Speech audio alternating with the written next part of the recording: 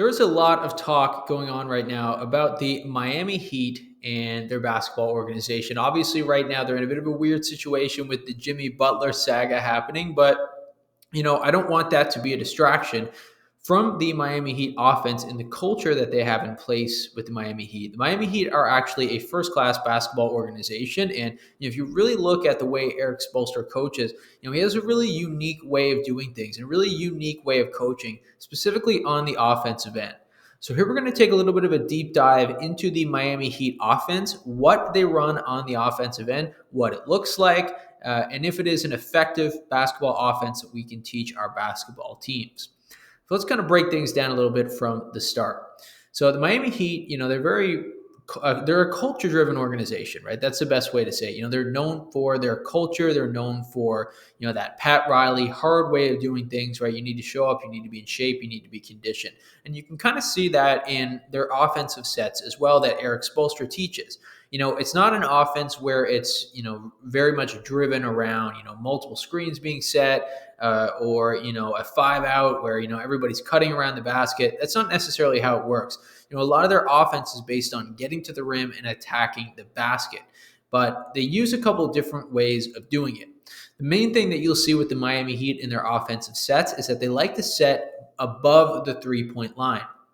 So almost all of their sets, happen above the three-point line. They're not, running their sets, in a 5-out motion offense where people are cutting to the basket and cutting through the key and then there's continuous movement.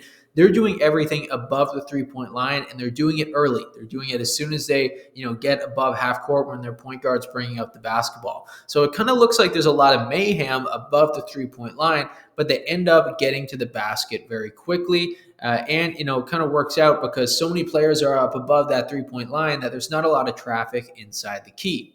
You'll also see the Miami Heat use a lot of stagger screens. And this is something we see, quite often in NBA basketball is the use of stagger screens, multiple people setting a screen for the same player. And we'll see that a lot with the Miami Heat offense. The interesting thing about this is that, this offense can be used, whether you have a star player or somebody who can just score the basketball. And that seems to be why the Miami Heat, they haven't really changed their record too much, whether Jimmy Butler is on the floor or off of it. They can kind of use any of their players to, run these sets, and you'll see that here as well. So let's take a look at some of the plays that the Miami Heat have run over the last few years. So let's look at this first example here of the Miami Heat offense. Now, as we'll see right here, we have Jimmy Butler bringing up the basketball. And the first thing you'll notice is that no players start inside of the key. Like we talked about, some coaches like to play a horn set where you have players, kind of at the elbows of the key. Some coaches like to play, 4-out, 1-in, where you have, somebody kind of floating around the elbow to the dunker spot. But you'll see the Miami Heat often have all players outside the three-point line, even sometimes floating between the half-court mark and the three-point line. So let's take a look at it here as we have Jimmy Butler bring up the basketball. Again, you'll see even as they go into their set, they still have everybody above that three-point line. Now, as you'll see here to start, we're going to get our first stagger screen like we talked about, right? If you see right now, and again, this is from last season, or maybe 2 seasons ago, but you'll see Gabe Vincent here setting that first screen, followed by Bam Adebayo, followed by Kyle Lowry. So you see right now, all 3 of these players are at the three-point line. They're going to set that initial screen here for Jimmy Butler. So that first screen is being set, and as you'll see, Bam Adebayo steps in immediately for the second screen. And then you'll actually see Kyle Lowry step in again for the third screen, right? So we had 3 screens being set there for the same player in Jimmy Butler. Now, as you'll see, what happens next is 2 players will pop and 1 player will roll. So you'll see Gabe Vincent here and Kyle Lowry both pop, and you'll see Bam Adebayo roll. But as he rolls, he actually then sets a screen on one of the players, defenders who popped, and that's Gabe Vincent. So as Bam Adebayo rolls, you'll see he sets another screen there, allowing Gabe Vincent to be open for the three-point shot. Unfortunately, they didn't make this one, but again, we're seeing those stagger screens, right? Let's take another look at it. So we have Jimmy Butler here. Again, all players start outside the three-point line. That's boom, boom, boom, 3 screens in a row for the ball. And you'll see as Bam Adebayo rolls right here, he's setting a screen on Gabe Vincent's defender. So Gabe Vincent, who pops, can be wide open for that three-point shot. Let's now take a look at that particular play on our coach's clipboard in case you want to implement this with any of your teams. So as we'll see right here, we have number one with the basketball. Number one is our point guard. Even though Jimmy Butler doesn't, traditionally play a point guard spot in this situation, he was playing that point guard spot as the ball handler. As we see here, we have our three stagger screen players being outside of the three-point line. Now, if you really think about this, it does make sense because the Miami Heat actually, once you get into the play, it is a very kind of simple, 5-out motion offense. They just start it with these stagger screens and kind of cause a little bit of confusion. So right here, we have number three setting that first initial screen, right? Number one has the basketball. They're coming off that screen. Then number five steps in for a second screen, right? And number two steps in for the third screen, right? And we're usually about right here. It didn't seem like he was going, much further than that.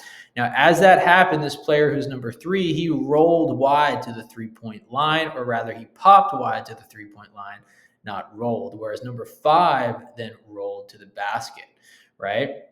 Number two then also popped wide to the three-point line. So number five came to about right here.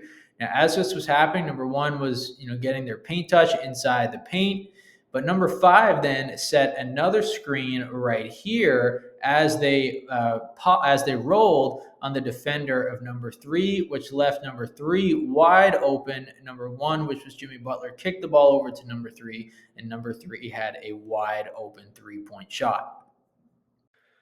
All right, folks, I need to quickly stop right there before we move into our next topic to mention that right now, 97.1% of our daily viewers are not subscribed to our channel. So that means if you are one of these people, if you are one of these 97.1% who are not currently subscribed but are watching this video, it would be greatly appreciated if you could take the time real quick to hit that subscribe button. It will help us continue to make content like this, continue to make basketball plays for other coaches, basketball drills for other players, and basketball, everything that both players and coaches and organizations alike can use. So again, if you could really quickly take the time to hit that subscribe button, it'll just take 2 seconds. It would be greatly appreciated. But moving on to our next topic. Now, in this next example, which I believe comes from about 2020, it looks like this is in the bubble season. You'll see the exact same thing happen, multiple stagger screens, except this time it's off of the basketball. So you'll see multiple players now screen for somebody off the basketball. And instead of just having them come off the screen for a little three-point shot, they actually have multiple players then cut inside of the key. So let's take a look. So as we'll see right now, we have Jimmy Butler with the basketball again, which kind of seems like a common theme here. Although the Miami Heat do have a lot of point guards, at the time they had, I believe Tyler Hero was their main point guard. Throughout the last few years, they had Kyle Lowry. Now it seems like they've gone back to Tyler Hero again. They've had Terry Rozier. I believe they still have him, but they still tend to start their offense with the basketball in Jimmy Butler's hands. And that's what we'll see again here. So you'll see Jimmy Butler on the wing, and he's clearly looking in this direction as that is where the play is being set. And you'll look here at Kelly Olynyk. I'm not sure who this player number 28 is, but both of those players, we'll see a stagger screen being set here, right? So we see our first stagger screen being set by Kelly Olynyk, our second screen being set by number 28, and then you immediately have two rolls to the basket, which will result in an open layup here for number 28. All right, let's take a look at this again. Jimmy Butler with the basketball, we get those two stagger screens, and both of them cut to the key, which results in a wide open layup. Let's take a look at this now on our clipboard. So as we see, we had the ball here on the wing in Jimmy Butler's hands. Right, as that's happening, we have our two stagger screens being set here by number 2 and number 5, which are being set for number 1 in this situation, and then number 4 is a backup at the three-point line, which appears to be for some sort of drive and kick if that situation does happen. With the ball over here, we have number 2 setting that first screen for number 1. Right, as that's happening, number 1 is coming up here, and then we have number 5 setting that second stagger screen for number 1. So number 1 is coming off of those screens, and they're cutting hard to the basket, but so is number 5. Number 5 is going to roll off of that screen. Now, number 3 was able to hit number 1 for that pass, and then as that happened, number 5 was still in the continuation of rolling, that they got another easy pass there for an easy, wide open layup. All right, folks, that is all we have for today's particular topic. If you made it this far into today's lesson, it is greatly appreciated. Now, if you guys could also do me a huge favor and like this video and subscribe to our channel, it would also be greatly appreciated. We are the Online Basketball Academy. My name is Coach Danny, and I continuously upload different basketball plays, basketball systems, basketball tactics, and basketball drills that youth basketball players or training basketball players can use or basketball coaches can use with their players and their teams. Like I said, folks, if you could take the time to like this video and subscribe to our channel so I can continue to make this type of content for you all, that would be greatly appreciated. Till next time, peace out.